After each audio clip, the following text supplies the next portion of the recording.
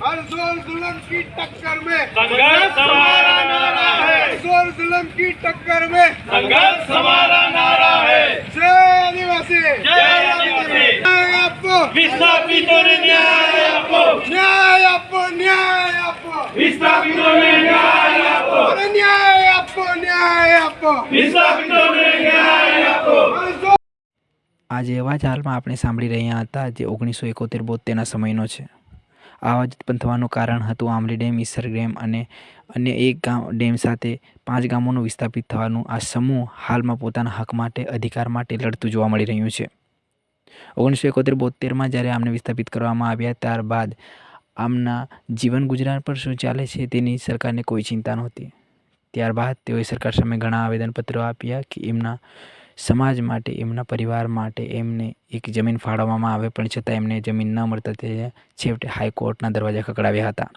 જેને બાદ 1971-72નો આ અવાજ 2023માં ઉમટી પડ્યો અને હાઈકોર્ટ દ્વારા ચુકાદો મળતા તેમને રાહત મળી. પરંતુ ઘણા સમય બાદ પણ તેમને 1 વર્ષના સમયગાળા બાદ પણ તેમને કાર્યવાહી ન કરવામાં આવતા ગામજનોએ મોટા પ્રમાણમાં માંડવી મામલતદાર કચેરી ખાતે ઉમટી પડ્યા હતા અને આવેદનપત્ર પાઠવી તેને અમલ કરાવવાનું કહ્યું હતું.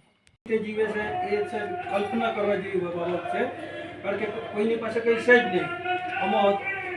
અમુક તો મજૂરોમાં નીકળી જાય છે, એમને હોતા અમારે 15 દિવસ નીકળી જાય છે, બહાર જતા રહ્યા. હવે આના માટે છે સતત પ્રયત્નો કરતા રહ્યા, દરેક જાતના પ્રયત્નો કર્યા. माफी मांगे। माफी मांगे माफी मांगे दिवेश रहेंगे थोड़ी देर शांति रखेंगे।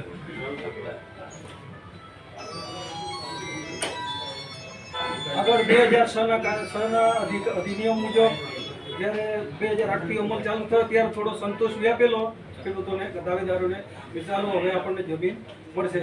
તેમ છતાં 2012 સુધી રાહ જોઈ. 2012થી પછી જરૂરી લડત ચાલુ રાખી. તો સાહેબ 2012ની અંદર અધિકારપત્રો આપવામાં આવ્યા. અવારનવાર રૂબરૂ મુલાકાતો કરતા રહ્યા, દરેક અધિકારીઓને મળતા રહ્યા. આશ્વાસન આપવામાં આવે તમને મંજૂર જ છે, તમને મળી જશે. પણ સાહેબ 2016 સુધી કોઈ આનો નિરાકરણ ના આવ્યું. એટલે આખરે પછી નામદાર હાઈકોર્ટમાં રીટ પિટિશન દાખલ કરીને ન્યાય મેળવવાની ફરજ પડી. હવે 2016ની અંદર રીટ પિટિશન દાખલ કરી એ કેસ ચાલવા પર આવ્યો 2022માં. 22થી અને 23ની અંદર 26/7/2023 ચુકાદો આપી દીધો કે ઓલરેડી હાઈકોર્ટ તરફથી કહેવામાં આવ્યું કે તમને અધિકારપત્રો આપી દીધેલા છે, અડધી કાર્યવાહી તો પ્રશાસને કરી દીધેલી છે, ફક્ત પ્રશ્ન છે તમારો એલોટમેન્ટ જમીન ફાળવવાનો, આટલું જ કાર્ય એમને બાકી છે. હાઈકોર્ટ એમ નહીં કહી શકે આ જગ્યાએ જમીન ફાળવો.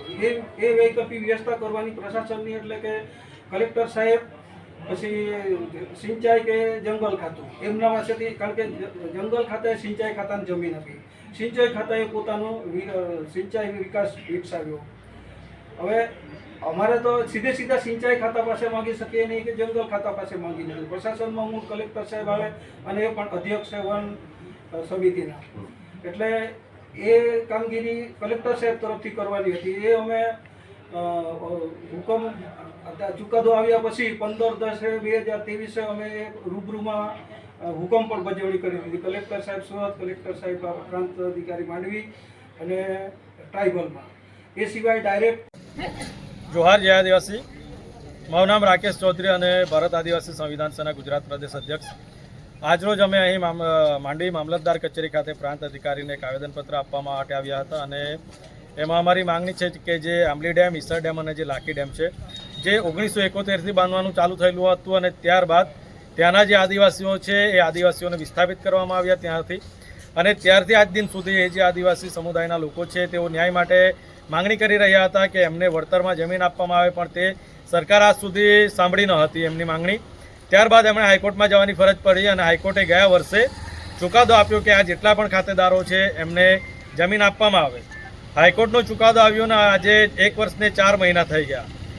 હાઈકોર્ટે જે ચુકાદો આપ્યો હતો એમાં 4 મહિનામાં આ જે અસરગ્રસ્તો છે એમને જમીન આપી દેવાની હતી, પરંતુ 1 વર્ષને 4 મહિના વીતી ગયા છતાં પણ આજ દિન સુધી એમને વળતર નથી આપવામાં આવ્યું, જમીન નથી આપવામાં આવ્યું. અને જે સરકારી પ્રશાસન છે, સરકાર છે, એના દ્વારા જે હાઈકોર્ટનો જે ચુકાદો છે એનું ઉલ્લંઘન કરવામાં આવ્યું છે. તો એ બાબતને સંબોધીને આજે અમે ન્યાય માંગવા આવ્યા છે અને આ ન્યાયપત્ર જે છે તે અમે આપ્યું છે અને માંગણી છે કે જો 15 દિવસમાં આ બાબતે સકારાત્મક કાર્યવાહી નહીં થાય, એમને ન્યાય આપવામાં નહીં આવશે તો હાલમાં જેટલા પણ ઉપસ્થિત છે એ ફક્ત દરેક પરિવાર દીઠ એક જ વ્યક્તિ છે. અમે અપર અધિકારીને પણ કહ્યું છે કે જો આવનારા 15 દિવસોમાં ન્યાય નહીં મળશે તો આ જે પરિવારો છે પરિવારના તમામ લોકો અહીં આવશે અને આંદોલનો કરશે. પછી એમાં રસ્તા રોકવા પડે કે ધરણા પ્રદર્શન કરવા પડશે તે કરીશું, પરંતુ અમે ન્યાય લઈને જ રહીશું અને આહવાન જ કરીએ છીએ કે જે આસપાસના માંડવી તાલુકાના આસપાસના જે આદિવાસીઓ વસે છે તમામને કહેવા માંગીએ છીએ કે સપોર્ટ કરો, કારણ કે આ કોઈ આંબલી ડેમ, લાખી ડેમ કે ઈસા ડેમના લોકોની જ વાત નથી. આવનારા સમયમાં આદિવાસી વિસ્તારમાં ઘણા બધા પ્રોજેક્ટો આવી રહ્યા છે. લેપર્ડ રેસ્ક્યુ સેન્ટર પણ બની રહ્યું છે, NH56 પણ આવી રહ્યો છે. તો આ જે પ્રોજેક્ટ છે એ પ્રોજેક્ટમાં બધાની જમીનો જશે. તો અહીં પ્રશ્ન એ થાય છે કે આ જે 1971 ડેમો બન્યા એ લોકોને જ આજે જમીન નથી મળી, વળતર નથી મળ્યું, તો તમે કઈ રીતે સરકાર પર વિશ્વાસ કરશો કે તમને પણ વળતર મળશે? એટલે અમારી સરકારી જે પ્રશાસન છે એમની પાસે એ જ માંગણી છે કે તાત્કાલિક ધોરણે એમને ન્યાય આપે અને એમને જે હાઈકોર્ટનું હુકમ છે તો એને તાત્કાલિક અસરકારક કરવામાં આવે અને એની અમલવારી કરવામાં આવે, એ જ અમારી માંગ છે. જોહાર જય આદિવાસી. મારું નામ દલુભાઈ પુનિયાભાઈ ચૌધરી છે.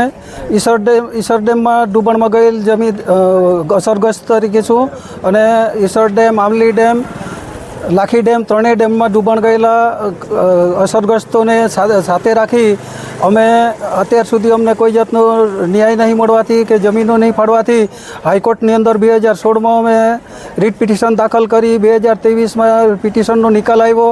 તેમ છતાં અત્યાર સુધીમાં અમને 1.5 વર્ષ સુધીમાં હજી સુધીમાં કોઈ જ પ્રકારની અમને સંતોષકારક અમને પ્રત્યુત્તર નથી મળ્યો કે આગળ કોઈ કાર્યવાહી હાથ ધરવામાં નથી આવતી. તેના અનુસંધાને આજરોજ માંડવી પ્રાંત અધિકારીશ્રીની કચેરી ખાતે અમે એક આવેદનપત્ર આપેલ છે, જેમાં અમે જણાવેલ છે કે જો 15 દિવસમાં નિકાલ નહીં આવે તો ઉગ્ર આંદોલન કરવામાં આવશે. ગાંધી ચિંધ્યા માર્ગે આંદોલન કરીશું.